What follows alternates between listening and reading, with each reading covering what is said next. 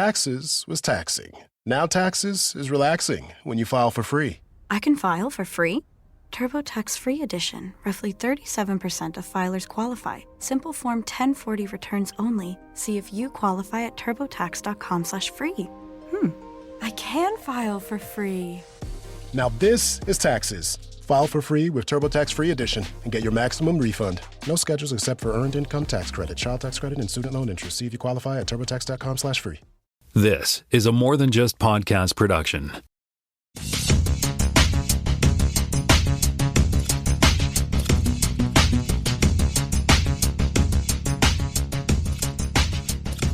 Welcome to Spotcast, Season 7, Episode 23. My name is Jonathan Coulin, and I am in Jacksontown, New Brunswick, and I am joined once again by Jaime Lopez Jr. in Seattle, Washington. How's it going? It's going well, my friend. How are you? Doing okay. Our esteemed host, Tim, is off this week, so Jaime and I will do our best to carry the load in his absence. And, you know, in the spirit of that, we had a perfect episode last week, no fact check, so that's great. Or we just haven't done fact check because we were all really busy this week. Either way, I think that'll give us a chance to jump straight to the headlines, and Jaime, you're up first. Yeah, the nice folks at Apple TV Plus are coming out with The Studio, starring Seth Rogen and others, which seems to be a comedy based on the idea of like how, and I think Seth Rogen's character puts it this way in the trailer, like, my job now as executive producer is to make the movies worse. Every time I touch them, they get worse. I used to make good movies. Now my job is to make them bad.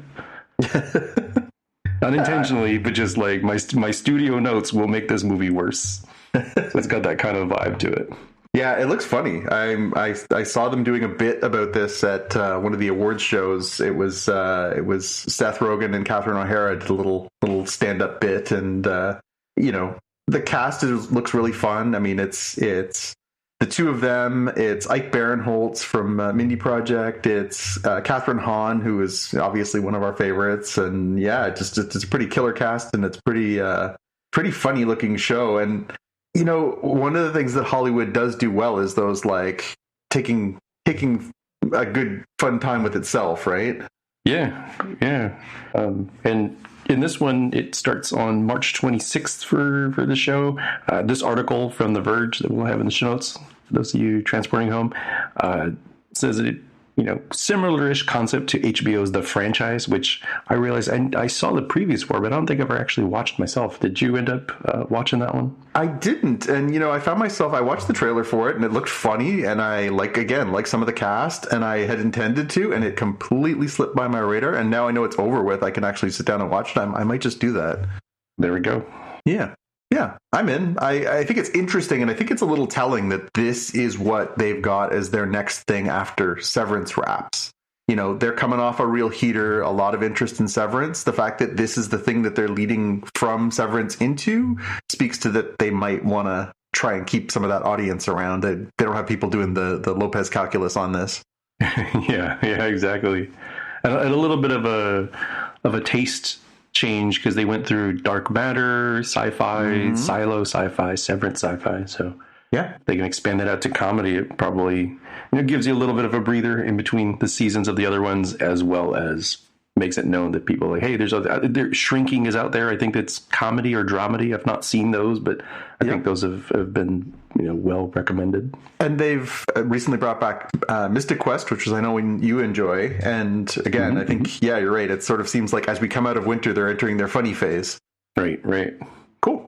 Next one here. I'm going to read the title here and then wonder if Jonathan had a visceral gut reaction to this when he saw this one. So the title here from Ars Technica is, quote, "They Curdle Like Milk." Warner Brothers DVDs from 2006 to 2008 are rotting away in their cases due to a manufacturing defect with a particular manufacturer. Yeah, I mean, I am a person who knows enough about this kind of physical media to know that there has always been this time limit on digital media that most people don't really think about, most people don't really care about. As somebody who has a lot of movies and music and stuff in digital format, it's always made me a little uncomfortable, and that's why I do take the time to do backups for all my music. I probably should do the same thing for all of my movies, but what they're talking about here is different, because the lifespan of a DVD, just a regular DVD, not a Blu-ray, not a anything fancy, but a regular should be, it says in this article, 30 to 100 years. But what they're talking about in this one is not 30 to 100 years. Yeah, it's really sad. But the nice thing is the company's doing a real solid, right? It says here, consumers with affected product can contact customer support team at whv@wbd.com. Yeah, it doesn't. Did you see a list on here of like what it is? Like I didn't. That's what I was kind of looking for in this Ars Technica article. Is like which discs, which ones? What should I be on the lookout for? I see one title that they mentioned. They mentioned Passage to Marseille, and they mentioned Across the Pacific, and then they say Desperate Journey. So those are 3 films, but they make it sound like this is potentially going to affect many of them. So I feel like it's one of those things too. Like, how often do you go back and pop in some of these things, and how long is it going to be before you open it up and go, "Oh, it doesn't work anymore"? Yeah. Looking quickly here, I don't see a solid link, and the article mentions that there is a YouTuber, Damn Fool Idealistic Crusader. That's a good nice one. I like Easter egg. That his own collection disagrees with the precise timing of discs and everything. So kind of feels like if you've got a Warner Brothers disc, a DVD disc, you probably should just give it a check. Yeah. And like you said, you do backups now while you can. Well, it's a good thing they haven't made all-time classic movies like The Matrix or anything like that. It's probably not a big deal. Yeah. And this one, I think it caught all of our attention. By the time I was ready to put a story in, you put a story in, and Tim put a story in. So I think we were all pretty aware that this is not a good situation for collectors and people who love their physical media, right? Yeah, exactly. All right. I've got a couple headlines. So there was a story this week where they've been doing some press rounds around Andor season 2, which is coming up quickly. And somebody asked Tony Gilroy, this is an article that is written by Collider. They asked Tony Gilroy why he never released the scripts for Andor, because a lot of people agree that it is a terrifically written show and it's really well done. And I think a lot of people like having the insight of being able to actually go back and compare what's on the screen to the scripts. And he said initially, yeah, I'm going to release this stuff. And then he backed off that and said, now he will not release them. When Collider asked him why he was doing that, he said, basically, I am not feeding the AI beast any of my writing. He said, I wanted to do it. This is a quote. I wanted to do it. We put it together. It's really cool. I've seen it and I loved it. AI is the reason we're not. And he apparently went on to tell the Collider basically that, they just don't want AI to be able to, emulate Tony Gilroy's script writing. And I think it's fair. Mm-hmm. This is a concern shared by comedians. It's shared by anybody who shares original content online. They're going to keep training these AI bots on scrubbing the internet. And if you put stuff on the internet, it's going to be that. I mean, somewhere in the future, somebody's making the JPK bot 2.0 that's going to be able to do these podcasts long after I'm gone, because they're going to just scan all the stuff we said and all the stuff I've written and make a new me. So yeah, I don't know. What does this do for your paranoia of AI? It's kind of multifaceted here. So the inevitable march of technology means that this is probably just a delay, as somebody points out in the comments, such as they are. It's like, what was the point of hiding it? Like, somebody will just run the transcript. I'm like, even beyond that, you'll probably have folks running all of this media through the AI wood chipper, and it will get stronger and stronger at, surely doing transcription, but then probably being able to figure out, here was probably all of the set direction. Here's what's going on the person's performance and all these other things. So it would be plausible to create me an Andor-like show in the future, even though this person didn't make it easier for that to happen.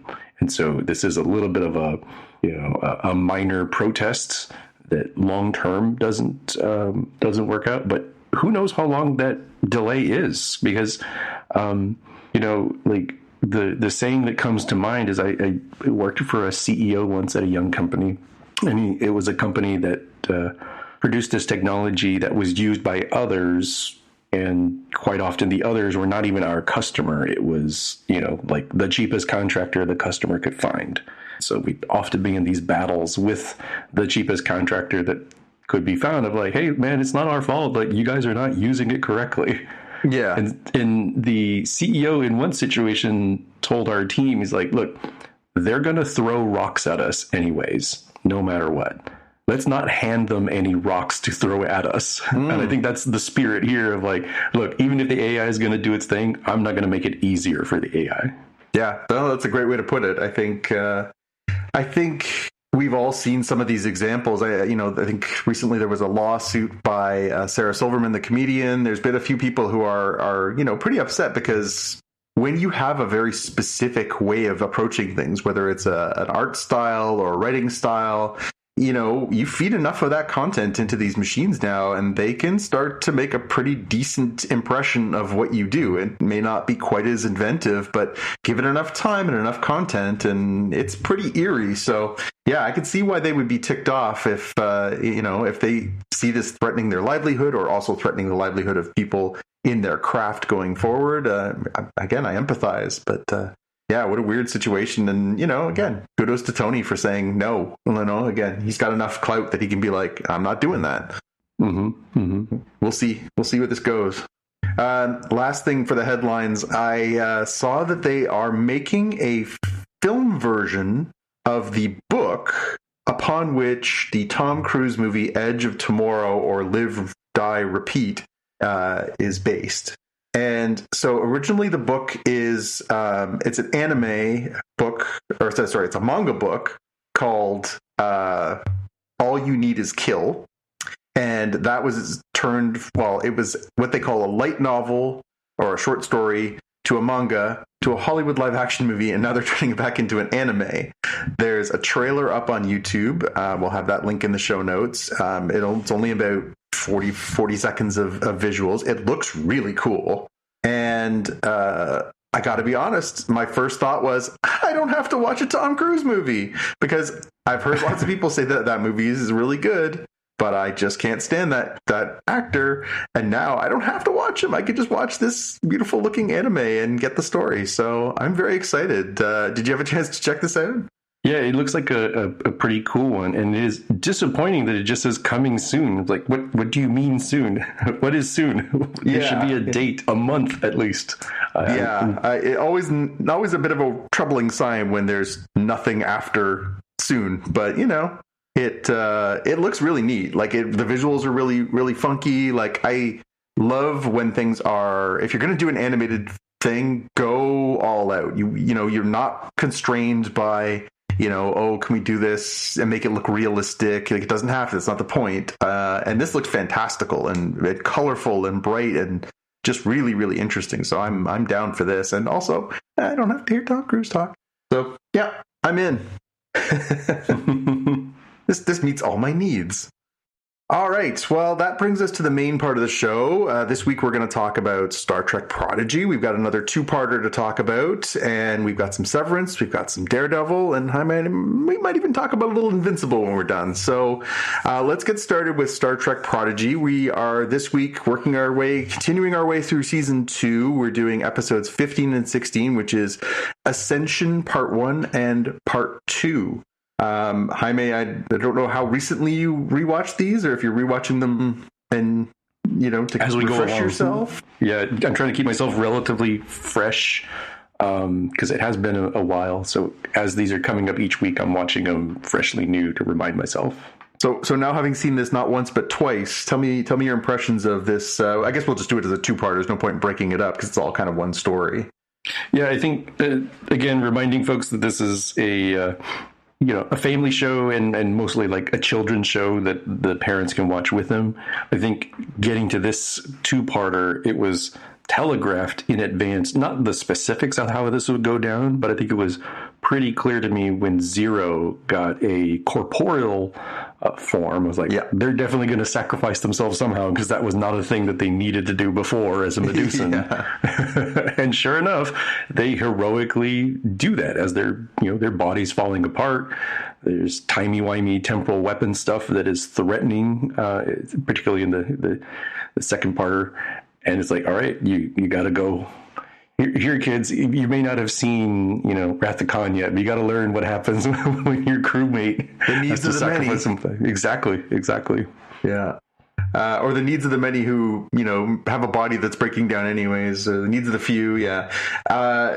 Yeah, you're right, Jaime. And I'll be honest, these last few episodes, I found Zero's corporeal form very distracting because it is a very unusual design. It's not, I would say, a terrific one. And so I've found myself just being kind of off-put for a handful of episodes now of all the forms they could have given this character, who was an interesting design when they were, this being inside of this robot body with this luminous light that you can't directly look at. And it was kind of a neat design to go from that to this sort of weird multicolored greenish body that was kind of gangly. It was not my favorite. So I was not the saddest when they were like, oh no, the body's going to sacrifice itself. That's fine. Yeah, this is, I don't really like the design choice either. And you're right, the various mechanical body containers that Zero has had have all been pretty interesting designs, and they have a similar look and feel. You can tell that it's the same character, but the designs are different enough that it kind of jazzes it up. But they have a body now, corporeal version, kind of felt like, if you remember those old Kenner toys for especially when the Batman movies were coming out, it was like, oh, that's cool. Yeah, I don't think anybody's going to be buying that one. That was going to be at the dollar store pretty soon because nobody wanted to buy that variant that kind of sucked for the design. Yeah, no, I agree with that. And this one, it was pretty, drawn out. I mean, I get why you want something like this sort of climactic battle with Ascension, and you want it to be something epic. But it almost felt like it was an episode and a half, not 2 episodes. 2 episodes seems like too much. 1 episode probably wouldn't have done it justice. It feels like there was a bit of just shaking ship porn. You know what I mean? It just felt like there was a lot of oh, our shields are down. Now they're down to 2%. Now they're down to 1%. It just felt like it was kind of dragged out a little bit. So I didn't love that about this, but it was fun. There was some fun Easter egg stuff. I mean, the first part of the first episode where they're like, hey, Dal, want to come practice flying in the spaceship in this specific maneuver with us just for, giggles? I was like, well, that's not going to come back later on at all. And then sure enough, they have to do the Tom Paris special Boothby Supernova to save the day in the end. It's like, oh, what a coincidence. We happen to have another pilot who can do that. It was not the best of the ones I think we've seen. And again, 2 parts felt like a lot of time on this. Yeah, I think this one's kind of gluing together where they're going to go through the last part of the arc. Ascension has this completely unreasonable temporal advantage where they advance. I think they said months within hours, something like that. I forget. Yeah, how quickly it was going, and it turns out it was all powered by a captive Wesley Crusher. Yep. So it's kind of like you took Doctor Who and started using him as the battery for your car. Yeah. But then also because he's this sort of mildly unhinged and definitely eccentric character, he's also kind of messing with her while he's prisoner and sort of feeding her some half-truths and misinformation that leads to her inevitable downfall, right? Yeah, I think the idea she has in her head seems to be more around oh, show me, the future. And he does show her a future where things got blown up, and it probably legitimately happens in some other timeline. And it's she didn't pay attention to what he was doing there in all of these different timelines. Yeah, she looks to one side and Crusher says one thing, and then she turns to the other side, and Doctor Who raises one finger, or Doctor Strange raises one finger. Yeah, exactly. Yeah. But yeah, I mean, again, this one was very pew pew pew heavy. It was very much, the big attack, the temporal attack. Things are looking bad. Oh, they want to destroy the protostar, and if they destroy the protostar, then they can't send the protostar back, which ends up with another time loop. So. Again, I don't think the outcome of this one was ever in doubt because the bad guys always lose and the good guys always win. It's Star Trek, but it was it was good to finally get sort of over that sort of hurdle, and we're down to the last 4 episodes after this, so they got to start landing some of these planes, and I'm glad that they're at least I don't know where in this process they were like, hey, we're getting canceled, or hey, Paramount Plus doesn't want us, so I don't know how that affected things. Yeah, that's a good point. And I think that's where, for any people who are going to be showrunners in the future or are currently showrunners, you should try to make your series or movie or whatever fit kind of more like Star Wars A New Hope. Is everything wrapped up with a nice tight bow at the end? Not really. The Empire's still there. The Emperor, who is unseen in A New Hope, and Darth Vader escaped. But the big battle was won. You feel pretty satisfied. If they never made another movie, you'd feel pretty satisfied with that ending. Yeah. The fact that they made more, like they left room for more. The approach that too many people seem to be taking is the Empire Strikes Back without the guarantee that Return of the Jedi is going to happen. Like, Empire Strikes Back as a hard cliffhanger, and then they never make another one. It's like, well, you have failed now as a storyteller because you just left me like incomplete. Yeah. No, you're right. And again, that we obviously experienced that not that long ago with Acolyte, right? We ended up at the end of Acolyte with she's chosen the dark side, and there's this evil Sith Lord, and it's just like, yep. And I hope you enjoyed that because you get no more. Like, there's clearly something going on at the Jedi Temple. That's really interesting. Where are we going with that? Oh, nowhere. Cool. Yeah. So 3 things that I wrote in my notes that were standouts is like, this was for the adults in the room. 2 related to the admirals. One around Admiral Janeway remarking how the other Admiral Janeway from Endgame, the last episode of Voyager, like how eerily similar the situation is, and even her uniform is very similar. Yeah, good one when Chakotay sort of says, hey, the new comm badges look like the comm badges from when you came from the future. Yeah, that's definitely one for the adults. Timing wise of where this fits in on everything.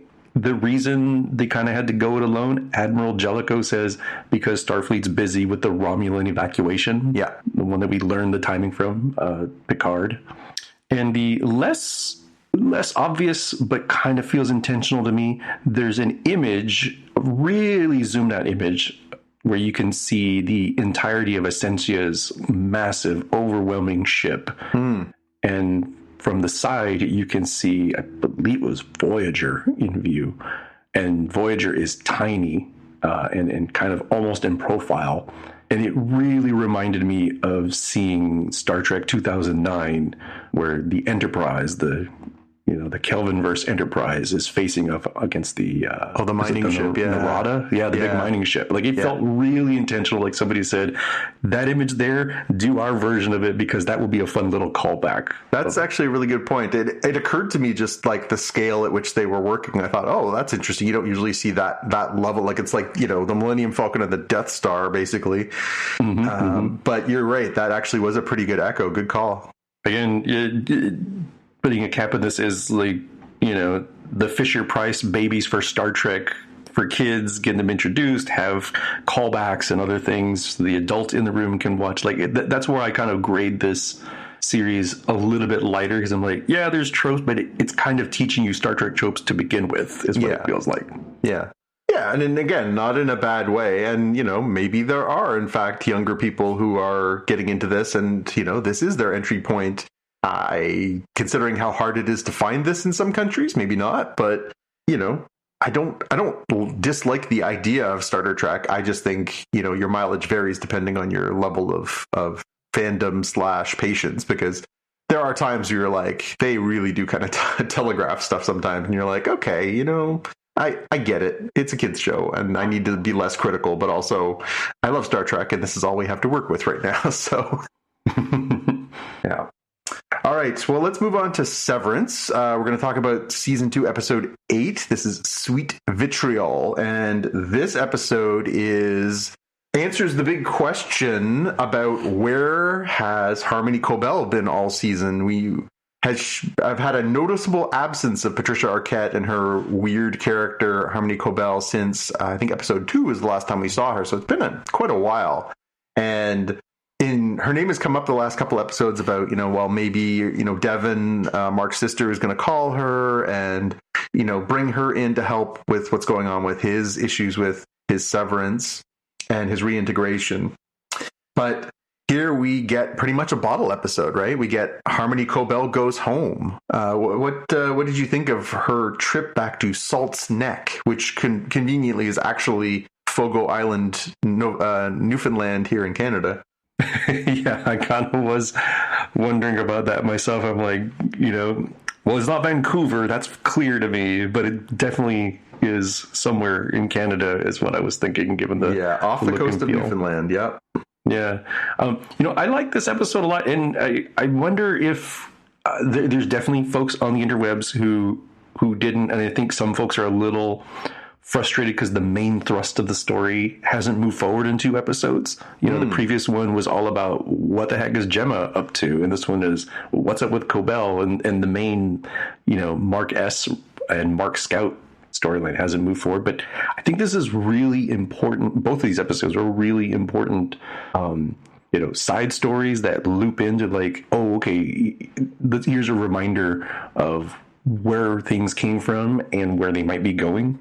And they're also world building. I think we got a lot of interesting stuff around this company town that Lumen was the big deal and then started falling into decay. It's really unclear what ended up happening to the factory and exactly what the hard times were. Well, it seems like they had this established as a company town, one of those sort of old-fashioned mill towns that, or steel towns that sprinkle all over the world, but especially North America and in particular, where they had this industry. The industry was the lifeblood of the town. When the industry had either exhausted what it needed to do there, whether it's pulp and paper, whether it's forestry, whether it's mining, whatever it is, they kind of reached their end and they left a pretty sad state of affairs. In this case, it was an ether factory, right? They were actually extracting ether because half the town is still addicted to ether. So yeah, such an old-timey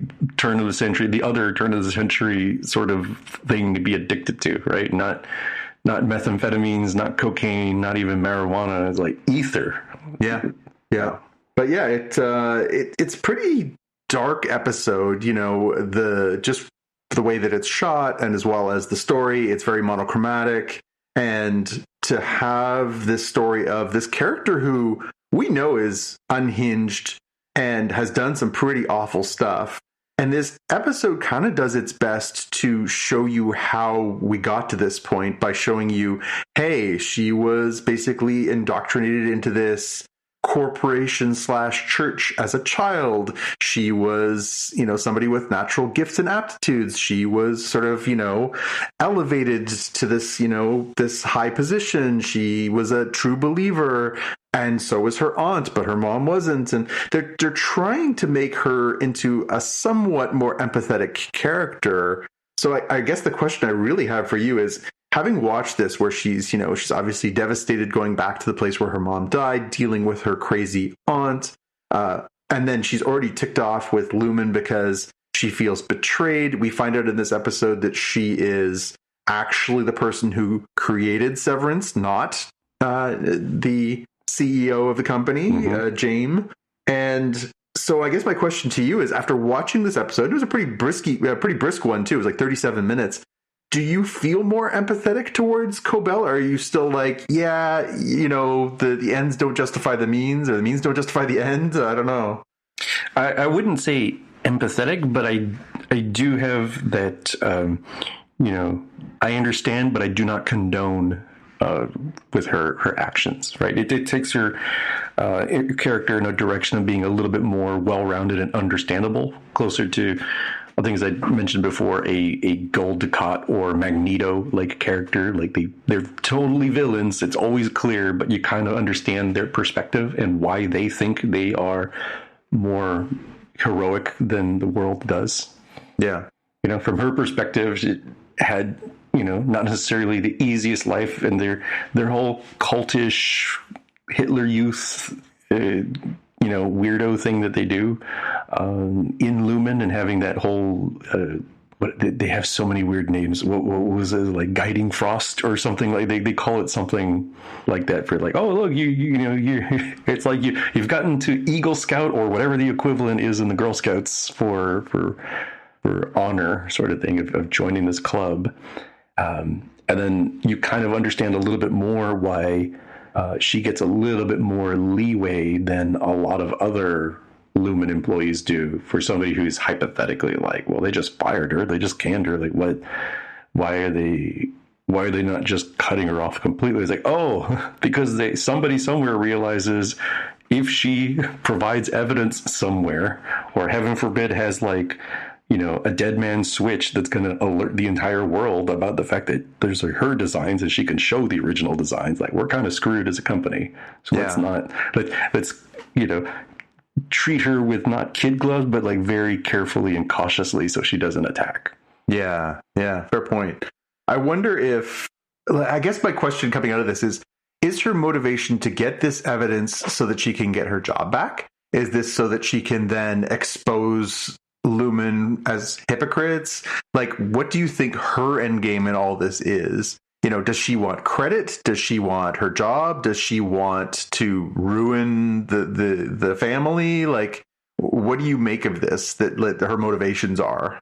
It feels like her motivations from the prior episode where she talked to Helena, and here kind of feel like she's wanting to get back into the game and get back onto this, not just a severed floor, but that severed floor with Mark S. and the Cold Harbor stuff that we've been learning about with Gemma. So yeah, it feels like, I don't know if it's intended to be a sort of blackmail, or if it's let me remind you why I'm not just some random manager. No shade on Milchick, but as far as I know, he is not in any way related to the inventions of these technologies. He's certainly a fine operator of it at times. But she revealed that, like, yeah, it was her designs. That's how this whole, kit and caboodle for presumably 20 plus years, given what we learned about Bert, or seemingly learned about Bert from his drunk husband. Mm-hmm. Yeah, and there was a couple other little threads that sort of found themselves to the surface this time too, of, we saw that in this one that Harmony as a little girl, or as a young girl, had won the Wintertide Fellowship, and that's something that we'd heard referenced in a previous episode by Milchick when talking to Miss Wong, right? So, clearly the idea of using child labor and these kids who are sort of these, as you say, like sort of Hitler Youth indoctrinated, obviously we see this in religions, organizations, lots of things that sort of indoctrinate kids early. Miss Wong clearly is, a parallel to Harmony in that she's not just, a kid who, was conscripted. She's a believer, and she's now the deputy manager of the severed floor because she's obviously, represents all these things that they want from their staff, just like Harmony probably was 25 years ago. Yeah, and this episode was such a different change of pace. I think with the way it was filmed from the cinematography standpoint, the seaside town down on its luck. You can imagine that if somebody cut up a trailer for this, it would feel like, oh, is this like a Sundance thing? Is this like 3 billboards outside Ebbing, Missouri? Is instead of Frances McDormand, they got Patricia Arquette. It feels like that sort of like small little film, right? Like it feels more like an indie film than the big ticket Severance tech film that we've been seeing so far. Yeah. And this also sets the stage. So now we've really got a lot more background than we did. The first season was so steeped in mystery. This season, we are starting to put more and more pieces together. We've had these sort of ahas, but especially these last 2 episodes where we got Gemma's backstory. Now we've got what Harmony's been up to and more of her life. So now hopefully the stage is set. We've got 2 more episodes this season, including the one that dropped tonight. And so we're definitely going to start to see, I hope, a little bit more of all these pieces coming together. Mark's reintegration, what's up with Cobell and her, secret diaries, what's up with, Bert and Irving and their sort of, outside of Lumen mystery of Bert's background and Irving, who's Irving calling on the phone? And, so there's a lot of stuff sort of cooking. I'm going to be really, really surprised if sometime in the next 2 episodes, we don't find out that Helena is pregnant with Mark Scout / Mark Eska's baby, right? Yeah. They're definitely setting up a lot of complication. I mean, when you look at the potential outcomes for this entire series, right? Not beyond just this season. So of the couples, Mark Scout and Gemma, you probably want them to get back together, right? That's the happy ending. Yep. But there's also a happy ending you want of Mark S. and Helly getting together. And the complicating factor is that can't happen. Yeah. Unless you're going to introduce some sort of weirdo polycule. I don't see how you make this happen. Well, and particularly, again, the fact that we've now gone back into last week's episode where Mark and Gemma, they were seemingly sort of led down this path by Lumen. When they go and give their blood, there's Lumen, hints that Lumen was the one doing the blood testing. When they go and do the pregnancy testing, we see, the evil doctors at the pregnancy office and stuff like that. And we see that they had problems conceiving. Theoretically, that wasn't something that they did to her. Who knows?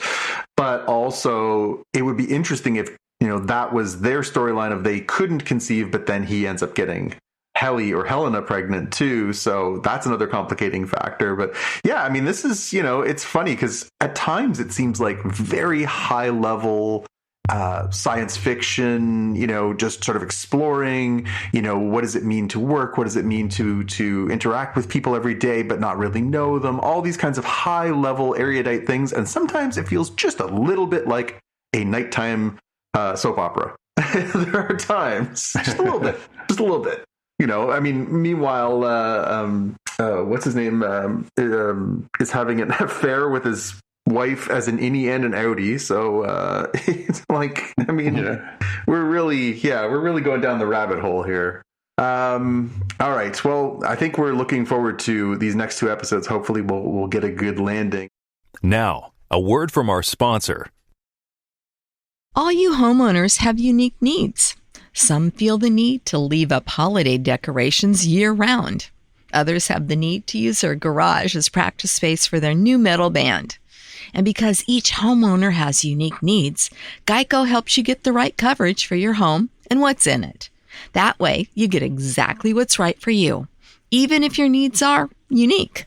Get more with Geico. Now, back to the show. Let's flip over to Daredevil Born Again. So we're coming off of our 2-part opening episodes, sort of double feature. We might have to talk about spoilers here. So if you haven't watched the first 2 episodes, maybe skip ahead for a few minutes because we might have to circle back on some things, but hopefully not.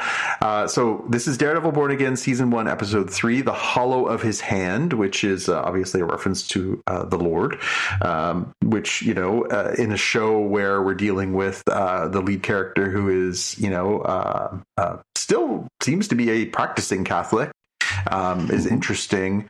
This one pretty much covers the trial of Hector Ayala, or the White Tiger, and just sort of the things that are obviously parallel for Matt's life, right?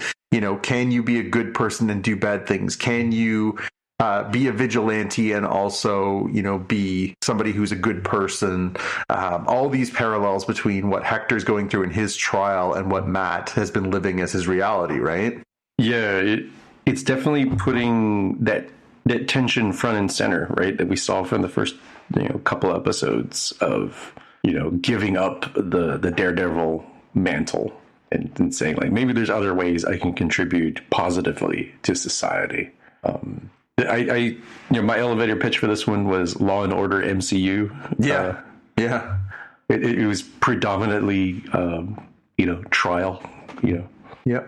But it was an interesting one because obviously, we think we kind of know where it's going with, Matt going and at the end of the last episode, fighting off these guys who are going to kill this informant because he was the one that they were meeting with who can exonerate Hector. And then we get the twist, obviously, of, oh, wait, he's actually not there to do that. And, now what did they do? And then Matt pivoting to, after first arguing that he shouldn't have his identity revealed, puts Hector out in the spotlight by saying, oh no, he is the White Tiger. This is actually something he does. Why would he suddenly decide to kill cops after he's been helping cops and all these cops love him, right? So it was a good, as far as legal dramas involving like vigilanteism, like you're right. I think Law and Order MCU is a pretty bang on description for this one because it really does kind of do the courtroom drama stuff pretty well, but in that world, right? Yeah, and the kinds of like, just for folks to be really clear, our structure of justice is intended to set up processes to hopefully incentivize justice, but to be really clear, for each attorney's side, on the prosecutor side, there's more, hypothetically more burden on them of like, yes, winning is what you're supposed to do, but make sure you follow all the rules, because we think following all the rules here, and we adjust the rules as needed, ultimately leads to more justice than not. On the defense side, where Matt Murdock is defending the White Tiger, like, as a defense attorney, your job is to win, right? It's why they often say, like, I literally don't care if you're guilty or not. I just need you to be honest with me so that I can be really clear what the other side, the prosecuting side, is going to say. And so angering the judge even is a non-intentional thing, but a thing you might be willing to do, of like, I don't want this evidence in here. Why? Because this reason, procedurally, why it would be disallowed. Okay, we agree. Oh, wait, I actually need that now because, again, my job is to win as a defense attorney. That's hypothetically the justice side for this, but it's like, okay, the judge is like, you're on a razor's edge. Like, I can't believe you're doing that after forcing me, cajoling me with all of this procedural stuff. And now you're saying, yeah, forget all of that. Here's the procedure that I want instead. Yeah, and the horse has left the barn in this case too, right? Once he opens it in court and says who it is, like, there's no putting it back in. So you either declare a mistrial, but then you'd never get an impartial jury from here on out. You just have to deal the cards as they're laid. So again, good legal play by Matt in this. He kind of puts the judge and the prosecutor in, but I like the prosecuting attorney's response, who's like, just so you know, I'm going to make it my personal mission to mess you up now because you just made me look like a clown. Yeah. That is the downside. Now, you win the battle, but maybe lose the overall war in your career. Yeah. You've got a judge who now, is going to show up at one point or another. You'll inevitably cross paths again, and you may not get the benefit of the doubt on the next one that you're asking for. Yeah. You got a prosecutor who may not give you the benefit of the doubt for, deals that you're looking to make. Yep. So yeah. It was a real no-win scenario, I think. Well, and it does backfire pretty badly in the end because, when he's outed, Hector sort of says, it wasn't your news to share and you shouldn't have done that. And Matt's like, yeah. And his goal is to get him acquitted. But then, we see the outcome of that is also, some people don't care if you're innocent or guilty. They just want what they want. And so the end of this episode is a pretty, depending on who you are, was a pretty shocking twist of, he decides he to hell with this. I'm going back out there. I'm going to be the White Tiger. I'm going to save people. And, theoretically, it's implied that Fisk has him just shot in the head and killed. So, right. Yeah, I mean, a pretty dark twist.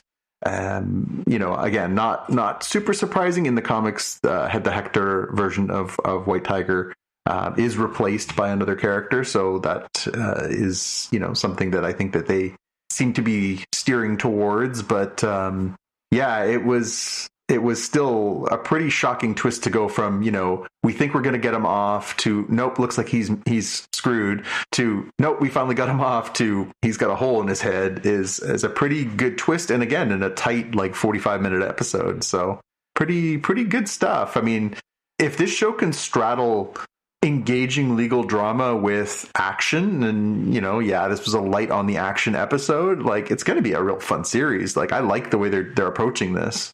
Yeah.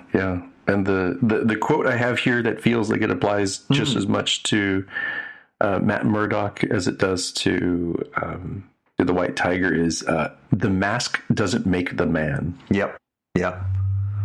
Yeah, there was definitely, when both the prosecuting attorney and Matt were doing their speeches to the jury, there was definitely a lot of, insert Daredevil in place of White Tiger, insert Matt in place of Hector. It was, obviously very thinly veiled, but, again, this whole story is about, redemption. Can you, are you who you are by your actions, or can you be better? There's a lot of stuff sort of cooking underneath the surface of this show. And I mean, Charlie Cox continues to be just so good in this role. He just playing both sides of this very conflicted. And then, again, I'm not a person of faith, but I think the way that they are kind of mixing, biblical scripture, Catholicism, and just the idea of faith and guilt and redemption, and sort of these large sort of biblical allegories into this is really interesting. Yeah, definitely. All right, 3 episodes down. That's strangely a third of the way through the season. So I don't know how we got here in 2 weeks, but here we are. But we do have a series that's wrapped up. So you and I both watched the last couple episodes of Invincible. The last one dropped this week for season 3. And coming off of last week's, I had sort of teased it in our watch list, the Invincible War, where Mark has to face off against Angstrom Levy for the second time, along with an army of other Marks from parallel universes. And the death toll and the destruction and the chaos is massive. We ended last week with this appearance of this gigantic, monstrous Viltrumite, and things get worse. Much, much worse. This is really a really interesting twist. And the fact that they chose, of all people, Jeffrey Dean Morgan to do the voice of Conquest, the same guy who played the character who killed Stephen Wen's character in The Walking Dead, is really twisted. This was a bloodbath. This was one of the most shockingly violent cartoons I have seen in a long time. When Conquest is just torturing Invincible through the first half of this episode, at one point literally going through an entire town, using him as a battering ram to just eviscerate and bisect human beings, is shockingly violent. Yeah, there's a lot here with this that I very much enjoyed, where it has a kind of interesting approach to the question of what if superheroes were real. And we've seen this in other ones, like The Boys is maybe the closest analogy, also on Amazon, right? But The Boys follows a very sort of different route to it, and they're very different things, even though it's ostensibly what if superheroes were real and kind of a cynical take. And the more lighthearted part that comes out of Invincible is that, kind of at the end of the day, Mark is a good person, flawed. He's not perfect. He's got a lot of things that will tick him off, and he'll just go off on something unwisely, like a young man full of trouble in his life might do. But he's not like a killer, right? Even though there are many times where I'm like yelling at the screen, I'm like, please just kill this dude already. Like, I can't believe you're not making the logical choice here. It's like, because he's a hero, right? He's not just a pure bad, do whatever. And it has that lightness and that heart to it. But in some of these battles, it's like, here's what happens when two monkeys punch each other, right? There are no rules. There is no, well, that's cheating. It's like, one of these monkeys is going down. You win or you lose. Those are the options. Yeah. And just, again, talk about being pushed to the edge after, last week's episode where Mark is just run ragged and the death tolls up. We obviously lost one of our beloved characters when Rex sacrifices himself to take out one of the Invincibles last week. R.I.P. to that character, and R.I.P. to Jason Mantzoukas, one of my all-time favorite both actors and voice actors, who I will dearly miss on this show, but thank goodness he's on almost every show nowadays, it seems, and I cannot say how much I'm into that. I am so very, very into that. But to see that character just pushed and pushed and pushed, and then we see, Conquest in this one, he's going to rip his little brother Oliver in half. He does a pretty serious amount of damage to Eve. We see Mark push to levels that we just, you ask yourself, like, where's the line for you? Even if you're a good person, how far can you be pushed before you break? And the point where he's got his one leg is broken at the femur, his one arm is broken at the forearm and is hanging there. His other hand has been broken in multiple places. So he just uses his head to bash Conquest to death with his skull. That's a pretty extreme reaction. That says that Mark has hit, well past a breaking point to, like, exactly what you described, like just an absolute base instinct of just, I don't care what it takes, I'm going to kill you. Pretty intense stuff. And again, like, I love this series as a comic book. I read it. I got on board really early. So, I've been on a 20-year journey with this character and with this story. They're being very, very faithful to the comic book.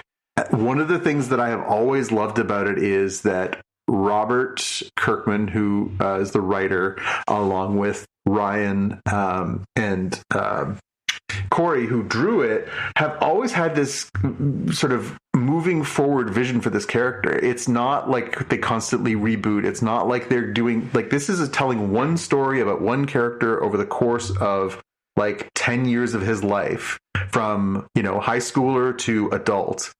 And he's going through stuff, and it compounds, and there's a lot of blows, and things get real, and people die, and there are consequences to actions, but they're putting it on something that is bright and colorful and cartoony. Even the comic book was like that. It was deliberately both extremely violent, but also the canvas is vibrant and rich, like like comic books can be and cartoons can be. It's such a juxtaposition of like, you're right, this feels like something you'd have seen in The Walking Dead or The Boys. Like, it's so bloody and violent and primal. And to be able to pull that juxtaposition off of this sort of bright and shiny thing with this absolute brutality is really exceptional stuff. Yeah, agreed. And shout out to Stephen Ewan on doing the voice acting for Mark in this one, where so good. The long-standing story here in this season is, Mark's kind of had it with Cecil and the government, and like, okay, these guys aren't really even on my side. They're using me as a pawn for overall stuff. And so he's like, I'm never going to work for you again. And to hear the sheer desperation in Mark's voice, Stephen Ewan's voice acting of like Cecil, just desperately calling out for Cecil, a person that he absolutely hates, and despises, like, please help me with this, was really solid. Yeah, no, you're absolutely right. And again, Jeffrey Dean Morgan, I was lucky enough to meet and interview him a number of years ago, and I liked him very much, meeting him in person. This was before he was cast on The Walking Dead. This is sort of pre that. He hadn't quite achieved this level. But again, to bring him back, as the villain against Stephen Wen in this climactic fight was such a dark play. It was so twisted. This is the character who beats Glenn to death with a baseball bat in The Walking Dead, and to have him show up and just to hear that voice, it just sends chills down your spine. It's so well done. I wasn't expecting that to be the voice of Conquest, but it was perfect casting. And man, Jeff's voice when he sort of rears back and just, you can hear the creepy smile on his face. You can see that big toothy grin that he's got. You could just, it just makes you it's so awful and creepy. Yeah. So as far as ending points, obviously here we get, I'm not going to say happy ending. Earth is in a lot of pieces. Mark has held off Conquest. He's defeated the Invincibles. Although, now we also know that he's right not to trust the government, because the government is now hiding Conquest and didn't let him actually die. And on top of that, they are also creating more of those, unmen zombies who are also now invincible unmen zombies. So, Cecil's not a good guy, and he's got his own agenda, and he doesn't really care if Mark is on board because he's got to make all his contingencies. And again, speaking of good performances, Walt Goggins, who is also a personal favorite, he's really doing that one well too. He's playing Cecil. I didn't really see it when I first heard it, and now I just can't unhear it when I see that character. It's perfect. Yeah, that was another situation I was screaming at the television for, of like, my guy. So remember this thing that happened with Angstrom where you turned his head into chunky salsa and he did not die? In this situation, maybe you should, take some pieces, smush them a little bit more, take some pieces, bury them in the desert, take some more, put them in a volcano, take some more, put them in the bottom of the ocean, and then take some and fling them at the sun and pray that he can't come back in any way, even including as an animate, right? That was, again, one of the things that was kind of fun about this show, of oh man, you can't assume anything is gone, because they'll do some dirty stuff with these folks, and being dead is not enough at times. Yeah, it's funny because Mark even says, and I think it's a result of what happened in the previous episode where Angstrom came back. He says, we've got, I want to see his body. And he goes downstairs and he sees the body, and he's just sort of looks at him, and then he says, just burn it. You're right. If you don't trust Cecil, maybe take the body. Maybe fire it into the sun. I don't know. Just, maybe take some precautions. All in all, and they did the little teasers there at the end. We get a little teaser for the return of the Martians that are clearly working away under the city there, doing some stuff. And we also get a little tease of something sort of demonic cooking. So this show continues to grow. There will be more. I hope that they get to tell this whole story, because I really enjoyed Mark's journey from beginning to end. I hope that there's enough goodwill. It seems like the show's still a hit. I haven't really seen anything about the ratings or anything for this season, but I hope that it's continuing to do well, because I really hope that they can finish this whole story. And again, kudos to everybody involved. They really are they are capturing the comic book and the vibe of that so well. And it really is, it's a very unconventional cartoon series, and I'm really glad that they didn't try and do this as live action. Maybe I'll eat my words 20 years from now and they decide to do a live action version of this. But I like that it's this. I like that it looks like this. I like that it has a real vibe to it. I don't think I would enjoy this as if they were trying to pull back on. You couldn't capture the scope of this very well if you were trying to do this live action, and it would be too hard to watch. If these were real people being eviscerated, as opposed to cartoons, I don't know if you could handle it. All right. I think that's it for this week. Do you want to move on to our watch list? Yeah. I think we're good to continue rolling on this. So checking things, we have a few more episodes of Prodigy, a couple more of Severance. We're only in the beginning part of Daredevil, and then Invincible has finished up. Yeah, still waiting news, kids. Still no word on when we're getting the new season of Star Trek, although I was kind of hopeful. I saw that on their social media channels, they put a bunch of new sort of promotional shots of the crew of Strange New Worlds up last week, and we're kind of hyping those up, and I thought, oh, maybe they're going to announce soon, because I'd like to see it sooner than later. I think we've all been kind of eagerly anticipating the next season, particularly where we left off the last one, but... yeah, hopefully we'll get some more Trek coming in the not distant future. All right, let's move on to the watch list, and I'm going to kick things off. I had some time this week, so I watched a couple movies. I went to the theater with my my uncle and went to go see Mickey 17, the new Bong Joon-ho movie, and starring Robert Pattinson and Naomi Aki. It is an interesting movie. I don't think, I don't know what I was expecting. This is the first movie from Bong Joon-ho since he won the Oscar for Parasite. So typically they call it like the what do you want to do next project, right? If somebody goes out there and they make something that wins as much as it won in Parasite, they basically, any studio will greenlight any projects you want to make because they want to be able to say, well, we made the next thing by this guy. This was not, I think, what I was expecting as far as, it's not as grounded. It's more Snowpiercer than Parasite for sure. Mm-hmm.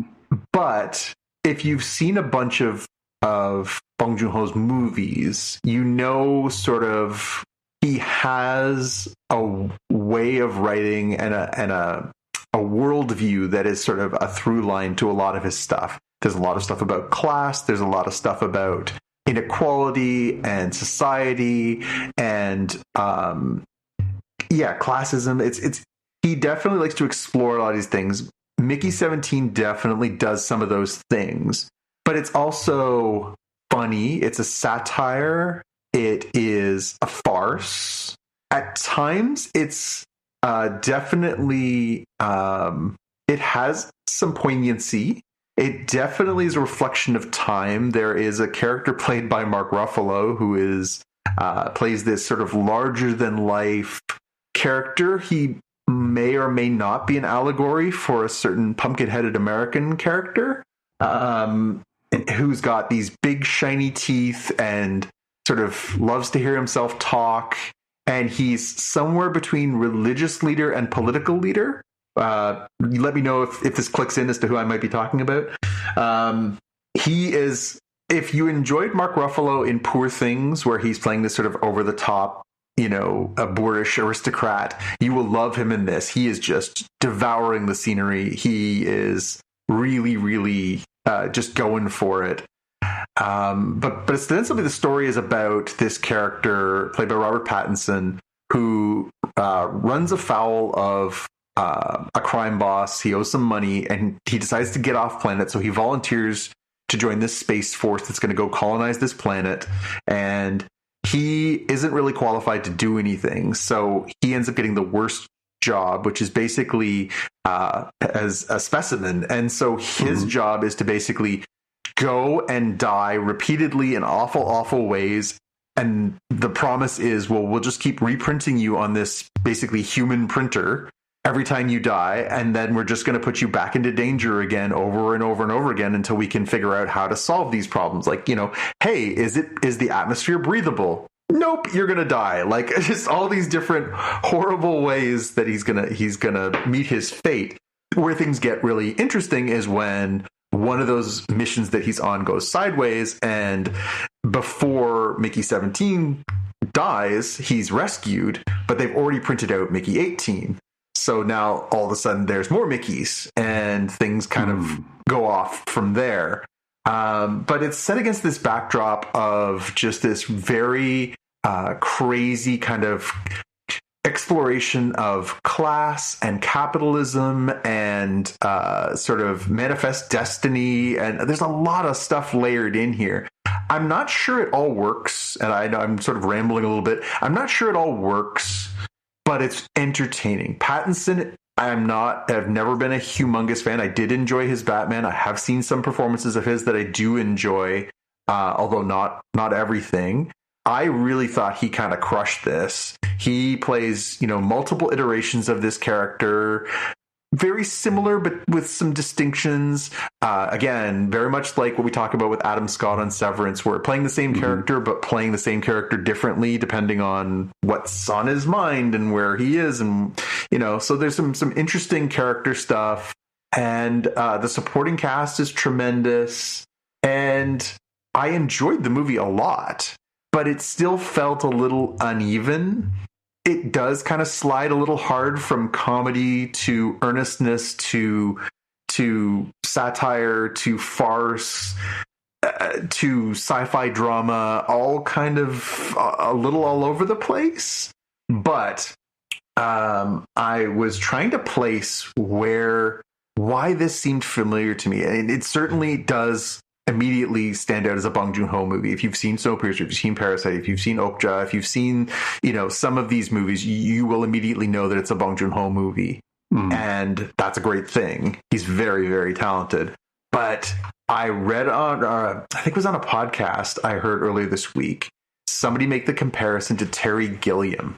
And I was like, that is it. That's exactly what this felt like. It felt like a Terry Gilliam movie where he had a lot of things that he wanted to say, couldn't quite nail it, but there's so many interesting ideas, really interesting visuals, and really, really sort of fun way of looking at things and playing with light, playing with character, playing with words. A lot of really cool ideas. Doesn't 100% land, but I think it's still really, really neat. It's definitely one of the more original movies I've seen in a while, as far as its vision, as far as the way it's made, as far as what it's trying to say.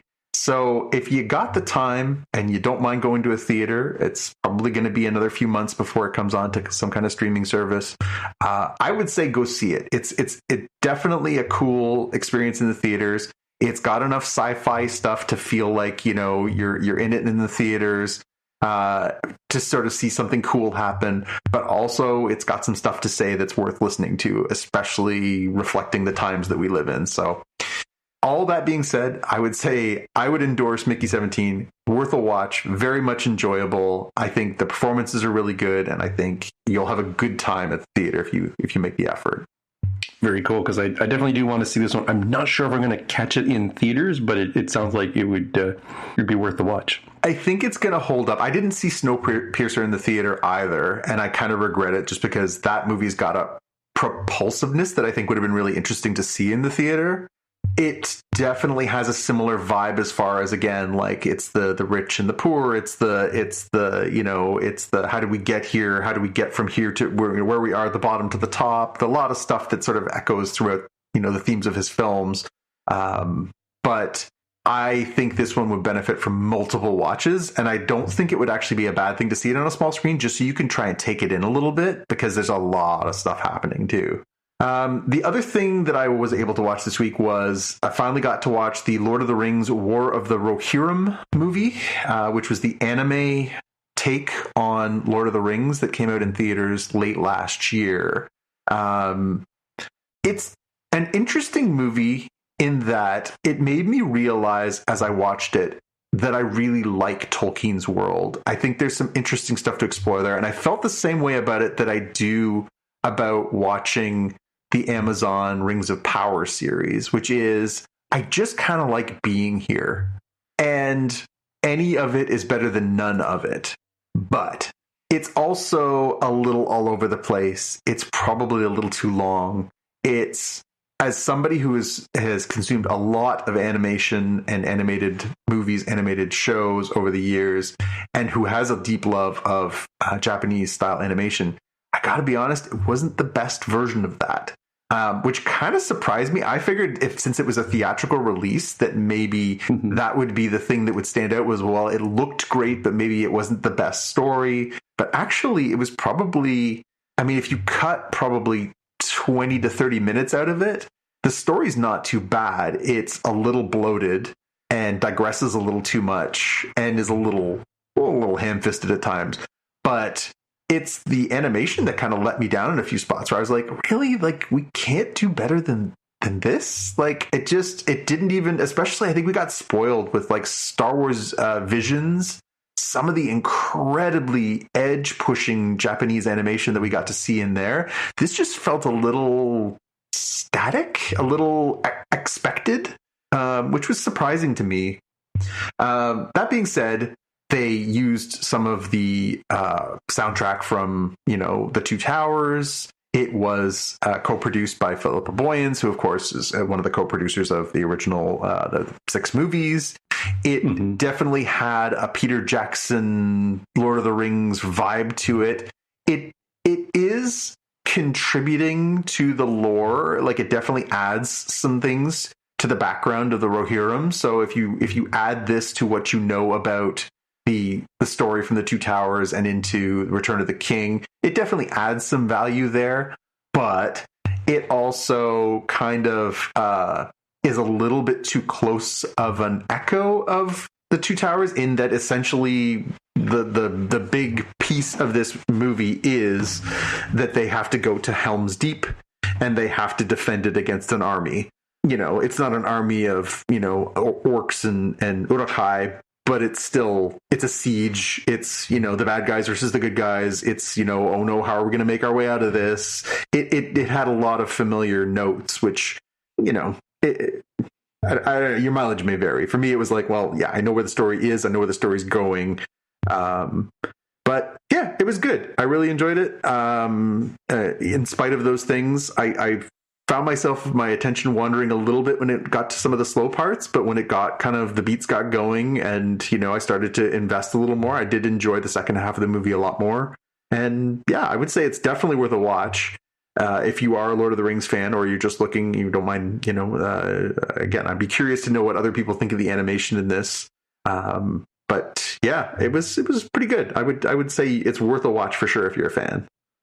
That's cool. It's cool. And do you get a sense that this needed to be like a theatrical release? Because when I saw this, I got all hyped. I'm like, yes, it's going to be like on Max or Amazon or something. Wait, what? It's going out in theaters? That's kind of a weird choice, is what I felt from seeing the trailers and stuff. Yeah. How did you feel having seen that? I would have been, I think, more disappointed if I had seen this, because it came out in IMAX. Like, it was... it wasn't for a long time. I think it was only in IMAX theaters for a week or something in the fall, winter. But I don't know that I would have felt that I got my money's worth if I had seen this on a big screen. Now, maybe seeing it on a big screen would change the impact of it. Maybe it would feel different. But I don't think there was enough there. I didn't feel invested enough in the characters. I didn't feel enough invested in the story. It probably wouldn't have hit as well for me if I had spent $25 to go see it in an IMAX theater and $50 on to add popcorn and everything else. I would have been like, yeah, I'm not sure I got my money's worth. But for sitting here and watching it on a 50-inch flat screen, and yeah, it worked. Again, your mileage may vary on a few of the points. It is a little repetitive. It is a little not quite as edge pushing on the animation, but yeah, perfectly entertaining. Definitely it's a rainy day. I just need to put something on that I haven't seen. Absolutely. Okay, my last thing before we get to Jaime's picks. I just stumbled across this on social media and on YouTube. An Australian comedian who has started this YouTube channel. It's been around for a little while. I am late catching up. I'm sure other people have seen this. It's called R2D2 Speaks. So it's youtube.com/@R2D2Speaks. And this guy is got this sort of, stereotypical working class Australian accent. And he does basically the inner monologues or translations of what characters who do not speak English in Star Wars are saying and or thinking. So he does R2-D2, he does Chewbacca, he does Jabba the Hutt, he does all these different things. It is, I will say, not PG. It is probably more of an R thing. He does delve into, some of the relationships, physical and otherwise, of the characters in the show, the movies, the Star Wars movies.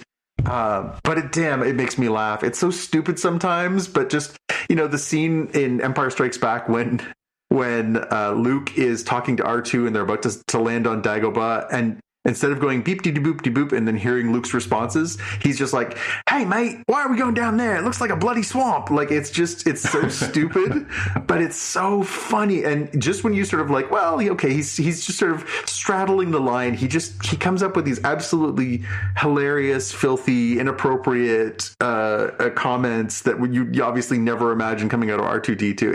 It's very funny.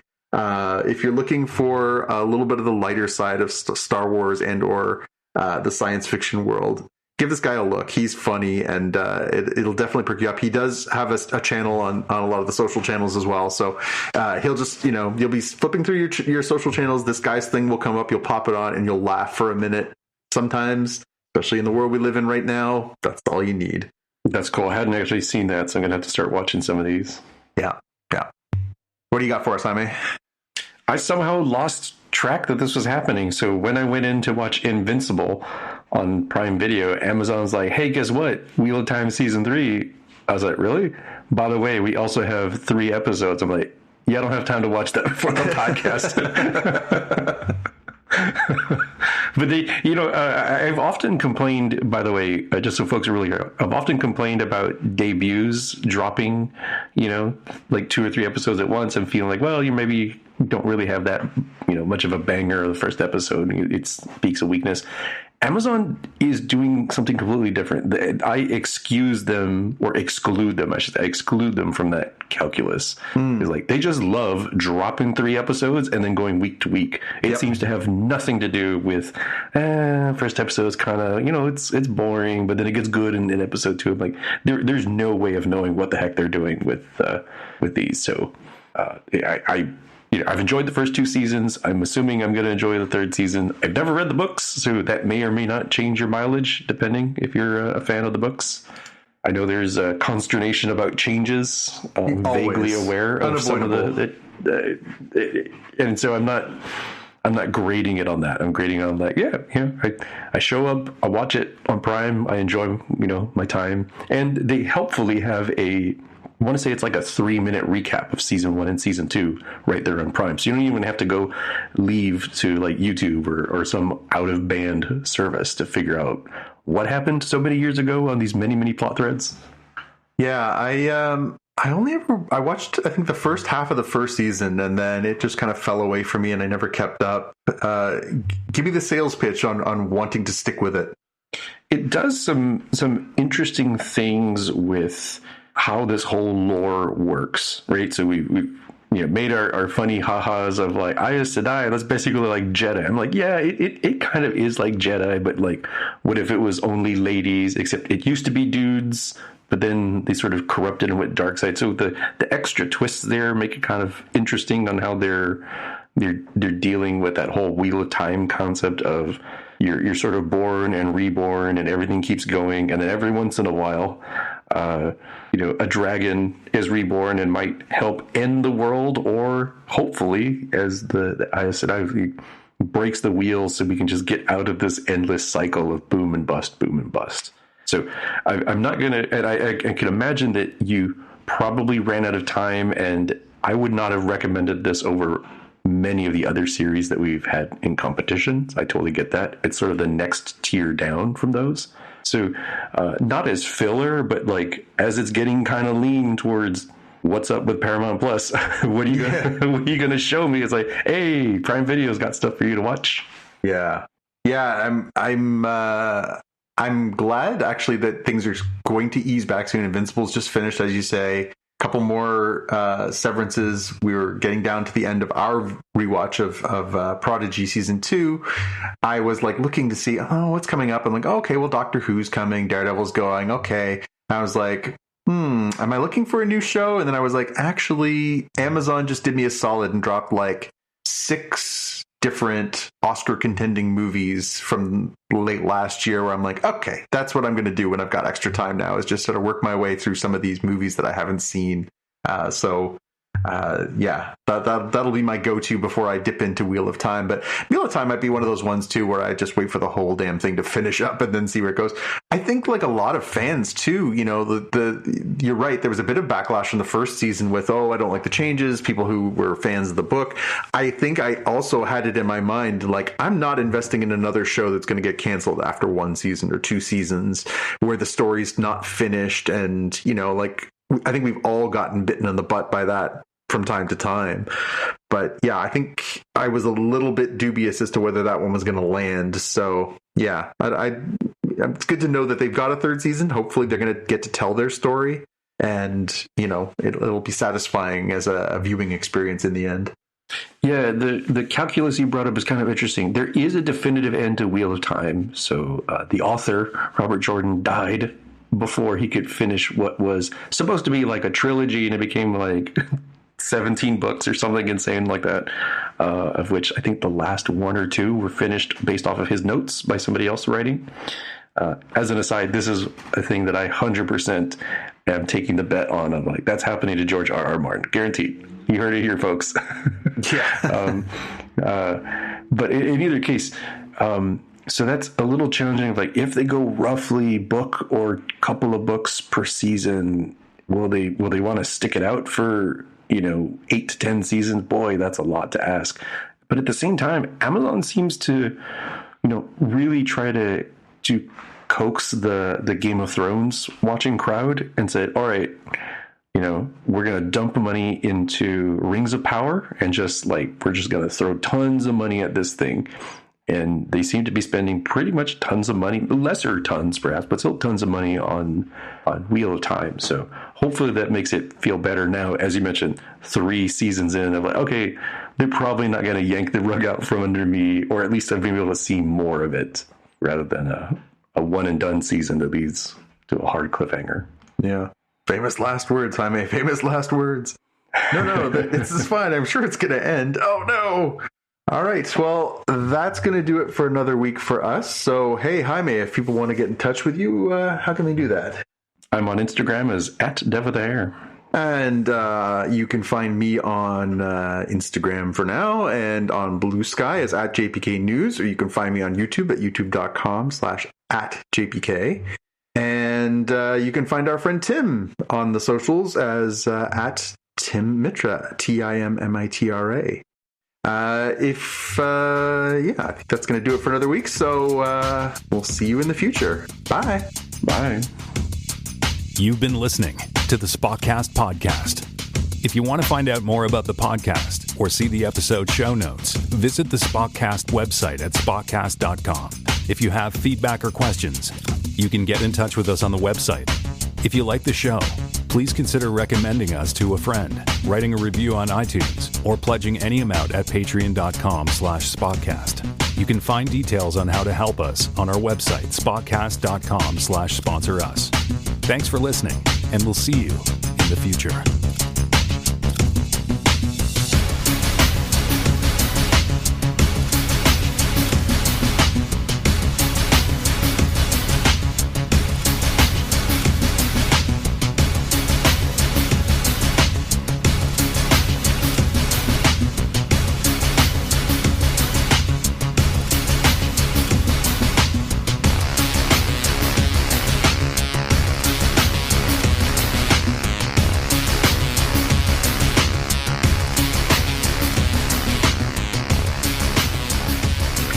Say and scene.